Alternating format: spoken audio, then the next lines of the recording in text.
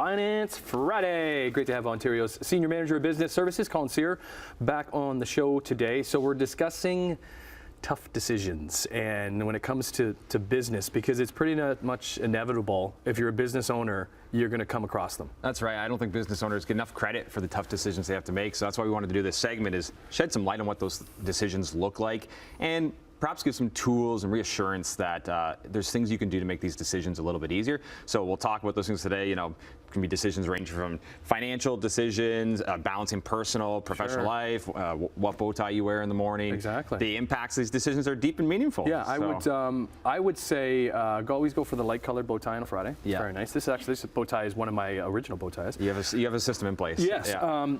The thing too is personnel. That's immediately what I think when I think tough decisions. Being able to look at the personnel. Is this working? Do I have enough people? Do I have too many people? Do I need to cut costs somehow? The personnel is probably the hardest. These are deeply personal decisions. You're dealing with the people that make your business and have got you to where you are today. Managing HR, managing workplace conflict. How do you make those decisions, right? Financial. Do you cut expenses? Sure. What's the impact on your customers?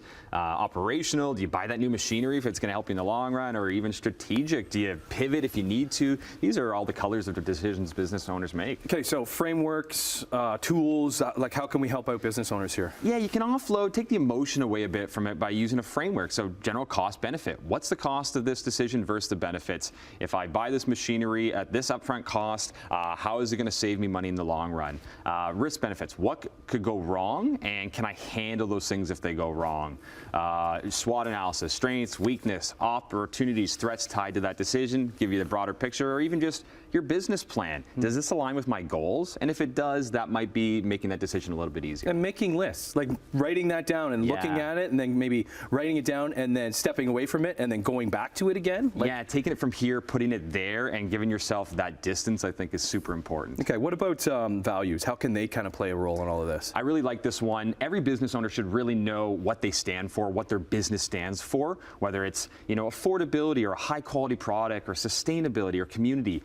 When the data is not evident, the values can help you make that decision. So if you're all about putting a quality product out there, what would cutting the expenses on those input costs do to that value? Or if you're about affordability, can you really raise the cost of your good by a certain percentage if you're going to compromise that value? So it can make hard decisions feel right when you fall back on those values. Support system. You would have your family, you would have your friends, like to lean on and for advice. That's right. But then the professional side of things, like somebody that's been through it before, other business owners. That's right. Or even professionals. Lean into your network, work with your trusted advisors. A little story: we had a business come to us, had a great opportunity with an amazing payer in this contract. They thought this is going to be perfect. New market, new product, a little bit outside of their MO, and they were really stoked on it. And so we thought we'd want to sit down with these guys and say, is this the best decision for you? And after evaluating, we realized they were going to overextend themselves. They didn't know the market. They couldn't handle the payment terms.